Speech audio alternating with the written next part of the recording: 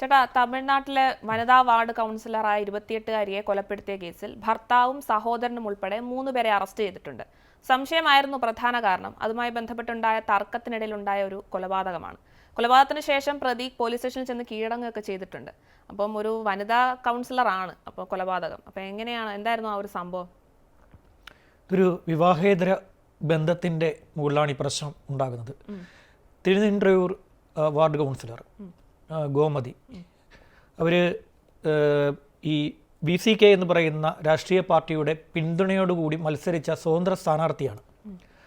അങ്ങനെയാണ് അവരവിടെ ജയിക്കുന്നത്. ഈ VCKയുടെ ഒരു പ്രാദേശിക നേതാവാണ് ഇവരുടെ ഭർത്താവായിട്ടുള്ള സ്റ്റീഫൻ രാജ്. അപ്പം ഇത് കുറച്ചു കാലമായിട്ട് ഇവർക്ക് 4 മക്കളുമുണ്ട്, ആൺമക്കളുമുണ്ട്. അപ്പം ഇവർ കുറച്ചു കാലമായിട്ട് പ്രശ്നത്തിലാണ്. എങ്ങനെ പ്രശ്നം എന്ന് വെച്ച് കഴിഞ്ഞാൽ, ഇവർ ഈ രാഷ്ട്രീയ പ്രവർത്തനത്തിന്, ഈ കൗൺസിലറായിട്ടുള്ള പ്രവർത്തനത്തിനിടെ, ആ ഒരു പ്രവർത്തനങ്ങൾ നടക്കുന്നതിനിടെ ജോസഫ് എന്ന് പറയുന്ന ഒരു ചെറുപ്പക്കാരനുമായി പരിചയപ്പെട്ടു. ഇത് തമ്മിൽ, ഭർത്താവും ഭാര്യയും തമ്മിൽ പ്രായത്തിൽ നല്ല വ്യത്യാസമുണ്ട്. ജോസഫ് എന്ന് പറയുന്ന സമാന പ്രായമുള്ള ഒരു യുവാവുമായി ഈ ഗോമതി പരിചയപ്പെട്ടു. ആ പരിചയം പിന്നെ വളർന്നു.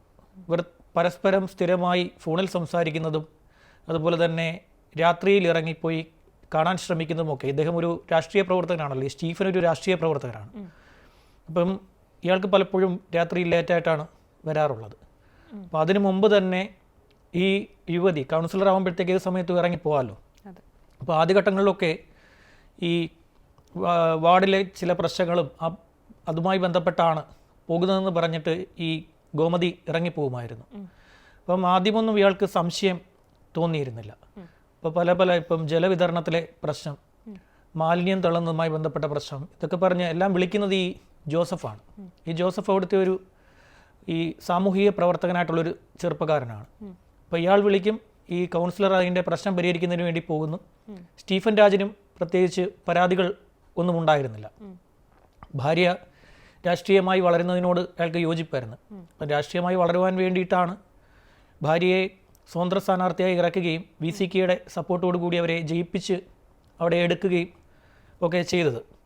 പക്ഷേ കാലക്രമേണ ഇതൊരു മറ്റൊരു ബന്ധത്തിലേക്ക് വളരുന്നു എന്ന് ഇയാൾക്ക് മനസ്സിലായി. കാരണം രാത്രിയിൽ ഏറെ നേരം സംസാരിക്കുക, ഇയാൾ രാത്രിയിൽ ഫോണിൽ വിളിക്കുമ്പോൾ കോൾ വെയിറ്റിംഗ് കാണിക്കുക, ഇങ്ങനെയൊക്കെയുള്ള കാര്യങ്ങൾ വന്നപ്പോൾ ഇയാൾക്കിതൊരു വലിയ സംശയമായി.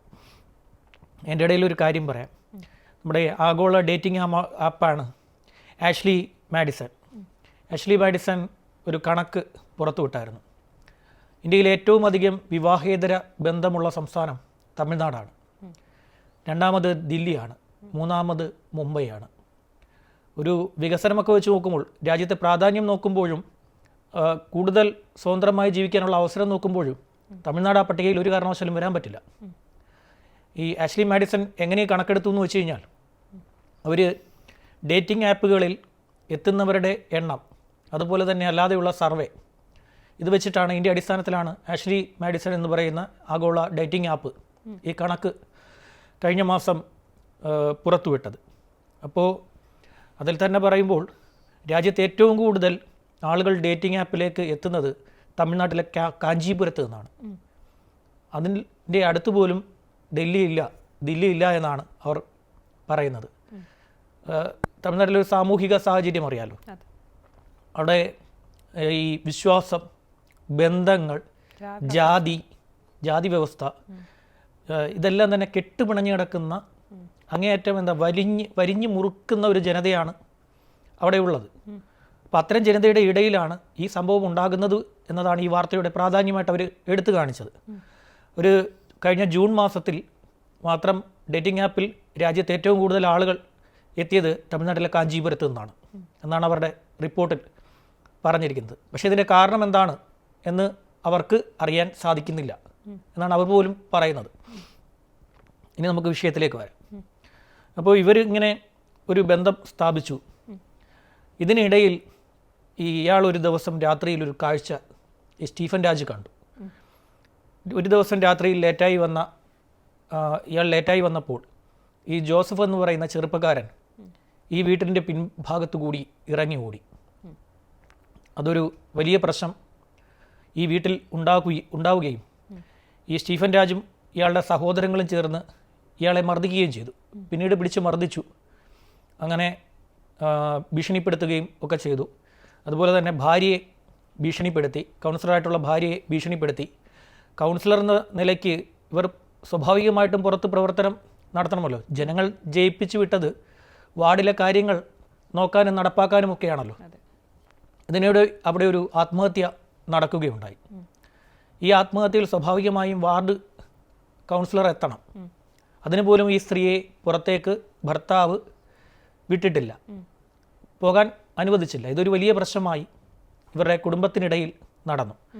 ഏതാണ്ട് 13 വർഷത്തിന് മുമ്പാണ് ഇവരുടെ വിവാഹം നടന്നത് എന്ന് പറയുന്നു. ഇവരുടെ പ്രായം വളരെ ചെറുതാണ്. ചെറിയ പ്രായത്തിൽ തന്നെ 4 മക്കൾ അവരുടെ കുടുംബത്തിൽ ഉണ്ടായി.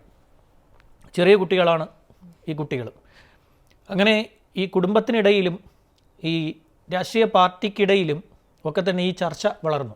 അവരുടെ പൊളിറ്റിക്കൽ പാർട്ടിക്കിടയിൽ ഇയാൾ ഒരു കഴിവുകെട്ട ഒരാളാണ് എന്ന രീതിയിൽ ഒരു ചർച്ച വളർത്തിയെടുത്തു. സ്വാഭാവികമായിട്ടും അങ്ങനെ ഉണ്ടാവുമല്ലോ. അയാളുടെ വീട്ടിൽ ഇങ്ങനെ ഒരു പ്രശ്നം നടന്നു. അയാൾ പൊതുപ്രവർത്തനവുമായി നടക്കുമ്പോൾ വീട്ടിൽ ഇത്തരം കാര്യങ്ങളാണ് നടന്നുകൊണ്ടിരിക്കുന്നത്. കൗൺസിലർ ഇങ്ങനെയാണ്. പ്രത്യേകിച്ചും ഒരു ജനപ്രതിനിധി സ്ത്രീയാകുമ്പോൾ ഒരു ആരോപണം വന്നു കഴിഞ്ഞാൽ അത് ഈ പറയുന്ന പോലെ ഈ ആളിക്കത്തും. ഉണങ്ങിക്കിടക്കുന്ന വനത്തിലൊക്കെ നമ്മളൊരു തീ ഉരച്ചിട്ട് കഴിഞ്ഞാൽ അത് പിടിച്ചു നിർത്താൻ പിന്നെ ആരെ കൊണ്ടും പെട്ടെന്ന് സാധിക്കില്ല. വെറും ഒരു തീപ്പൊരിയായിരിക്കും, പക്ഷേ അത് ആ വനം മൊത്തം കത്തിച്ചളയുമാണെങ്കിൽ അതുപോലെ ആളിക്കത്തും. അതുപോലെയായിരുന്നു ഈ വിഷയം. അപ്പോൾ ഒന്ന് ഇയാൾ അനുഭവിക്കുന്ന മാനഹാനി, രാഷ്ട്രീയ പാർട്ടി പ്രവർത്തകനാണല്ലോ, അയാൾ പാർട്ടിക്കുള്ളിൽ അനുഭവിക്കുന്ന മാനഹാനി. 2, വീട്ടിൽ ഭാര്യയെ അടച്ചിടേണ്ട അവസ്ഥ. ഇതെല്ലാം ഈ മാനസിക സമ്മർദ്ദത്തിൻ്റെ കൂടുതലായിട്ട് ഇയാളെ ബാധിച്ചു. അങ്ങനെ ഇരിക്കുകയാണ് ജൂലൈ 2-ാം തീയതി വ്യാഴാഴ്ച രാത്രിയിൽ ഇയാൾ പുറത്ത് ഈ രാഷ്ട്രീയ പ്രവർത്തനവുമായി പുറത്തായിരുന്നു. ഈ സമയത്ത് ഇയാളുടെ സഹപ്രവർത്തകൻ വിളിച്ചു പറഞ്ഞു, ജയറാം നഗറിന് സമീപം ഇരുട്ടിൽ ഇതുപോലെ ഈ ജോസഫും താങ്കളുടെ ഭാര്യ ഗോമതിയും അവിടെ നിന്ന് സംസാരിക്കുന്നു എന്ന് പറഞ്ഞു. ഇതറിഞ്ഞ സ്റ്റീഫൻ വീട്ടിൽ പോയിട്ട് ഒരു കത്തി എടുത്തുകൊണ്ട് വന്നു. ഇവിടെ ഒട്ടുമിക്ക രാഷ്ട്രീയ പ്രവർത്തകരുടെയും കയ്യിൽ വടിവാളും കത്തിയുമൊക്കെ ഉണ്ടാവാറുണ്ട്. ഇതൊരു തമിഴ്നാടിൻ്റെ പടിഞ്ഞാറൻ മേഖലയാണ്. ഇവിടെ പ്രത്യേകിച്ചും ചില ഭാഗങ്ങളിൽ ഇതുപോലെ പിടിച്ചു നിൽക്കണം എന്നുണ്ടെങ്കിൽ, രാഷ്ട്രീയ പ്രവർത്തകർക്ക് പിടിച്ചു നിൽക്കണമെന്നുണ്ടെങ്കിൽ അത്യാവശ്യം കൈക്കരുത്തുണ്ടായേ മതിയാവുകയുള്ളൂ. തമിഴ്നാട് റൂറൽ മേഖലയിലൊക്കെ രാഷ്ട്രീയ പ്രവർത്തനം ആ രീതിയിലാണ്. ജാതി വ്യവസ്ഥയിലും കയ്യൂക്കിലുമാണ് രാഷ്ട്രീയ പ്രവർത്തനം അവിടെ വളരാറുള്ളത്. ഇവിടുത്തെ പോലെ വികസനമെന്നൊന്നും പറഞ്ഞിട്ട് കാര്യമൊന്നുമില്ല. 1 കയ്യൂക്ക്, 2 ജാതി, അതിലാണ് കളിക്കാറുള്ളത്. അപ്പോൾ ഇയാൾ പോയിട്ട് കത്തി എടുത്തുകൊണ്ട് വന്നു. കത്തി എന്ന് പറയുന്ന കറിക്കത്തിയൊന്നുമല്ല, കടാര. അതെടുത്തിട്ട് വന്നത് ഇയാളെ കൊല്ലാനാണ്. ഈ ജോസഫ് എന്ന് പറയുന്ന ചെറുപ്പക്കാരനെ കൊലപ്പെടുത്തുക എന്ന ഉദ്ദേശത്തോടു കൂടിയാണ് ഇയാൾ വന്നത്. ഈ ജോസഫ് എന്ന് പറയുന്ന ചെറുപ്പക്കാരൻ സ്ഥലത്ത് നിന്ന് ഓടി രക്ഷപ്പെട്ടു. അയാൾ നേരത്തെ പോലെ തന്നെ നേരത്തെ ആ വീട്ടിൽ വന്നിട്ട് ഇറങ്ങി ഓടി രക്ഷപ്പെട്ട പോലെ തന്നെ ഇത്തവണയും ഈ സ്ത്രീയെ ഉപേക്ഷിച്ച് അയാൾ രക്ഷപ്പെട്ടു. അവിടെ വെച്ച് ഈ കൗൺസിലറെ, അതായത് ഈ ഗോമതിയെ ഭർത്താവ് സ്റ്റീഫൻ രാജ് മർദ്ദിച്ച് അത് ധാരാളമായി മർദ്ദിച്ചു. ഒരു ഇൻക്വസ്റ്റ് റിപ്പോർട്ട് പ്രകാരം ഒട്ടനവധി പരിക്കുകൾ അവർക്ക് ഏറ്റിട്ടുണ്ട്. ഇതിന് ശേഷമാണ് കുത്തി കൊലപ്പെടുത്തിയത്.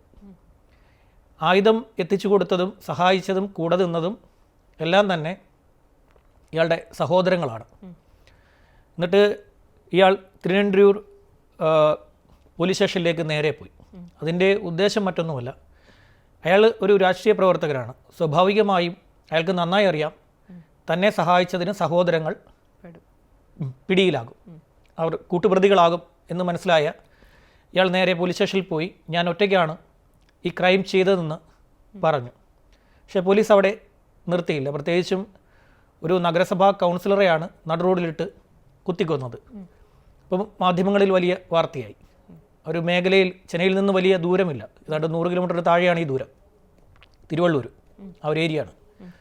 അപ്പോൾ ചെന്നൈയിൽ നിന്ന് വലിയ ദൂരമില്ലാത്തത് കൊണ്ട് മാധ്യമങ്ങളിൽ ഇത്തരം ക്രൈമുകളൊക്കെ വലിയ വാർത്തയാകും. നമ്മുടെ ഈ നഗരത്തോട് കേന്ദ്രീകരിച്ച് ഒരു ക്രൈം ചെയ്തു കഴിഞ്ഞാൽ വലിയ ചർച്ചയാവും, മാധ്യമങ്ങളിൽ വലിയ വാർത്തയാവും. അതേസമയം നമ്മൾ പോയി വല്ല റൂറൽ മേഖലയിൽ ഒരു ക്രൈം നടത്തി കഴിഞ്ഞാൽ അത് വലിയ വാർത്തയാവത്തില്ല. കാരണം ഇവിടുന്ന് മാധ്യമങ്ങൾ അവിടെ ഓടിയെത്തി വിഷ്വലെടുത്ത് ഒരു വലിയ വാർത്തയാക്കി ചർച്ച നടത്താനൊന്നും ആരും വലിയ താല്പര്യം കാണിക്കത്തില്ല. ഏതെങ്കിലും ലോക്കൽ സ്ട്രിങ്ങർ, പ്രാദേശിക ലേഖകൻ എടുത്തു കൊടുക്കുന്ന വിഷ്വൽ വെച്ച് 2 ദിവസം വാർത്തയാക്കുമെന്നല്ലാതെ അതിന് അപ്പുറം പോവില്ല. അല്ലെങ്കിൽ ആ ക്രൈം ചെയ്യുന്ന ഒരു സ്ത്രീ ആയിരിക്കണം. ഒരു കൊലപാതകം ചെയ്യുന്നത് സ്ത്രീയാണെങ്കിൽ, പ്രത്യേകിച്ചും സ്ത്രീ എന്ന് പറയുമ്പോൾ ആ പ്രായം എന്ന് പറയുന്നത് 30 വയസ്സിൽ താഴെ ആയിരിക്കണം. അങ്ങനെയാണെങ്കിൽ വലിയ വാർത്താ പ്രാധാന്യം വരണം. അല്ലെങ്കിൽ ഞായറാഴ്ച ആയിരിക്കണം. കാരണം ഞായറാഴ്ച വലിയ വാർത്തകൾ വരില്ല. അങ്ങനെയൊക്കെ ഒരുപാട് പ്രത്യേകതയുണ്ട്. ഇലക്ഷൻ ടൈമിൽ റിസൾട്ട് വരുന്ന സമയത്ത് റൂറൽ മേഖലയിൽ പോയി ഒരു കൊലപാതകം നടത്തി കഴിഞ്ഞാൽ വലിയ വാർത്തയാവില്ല. തെളിവെടുപ്പും കഴിഞ്ഞ് എല്ലാം കഴിഞ്ഞിട്ടേ അറിയുള്ളൂ. ഉദാഹരണം ഞാൻ പറഞ്ഞുതരാം.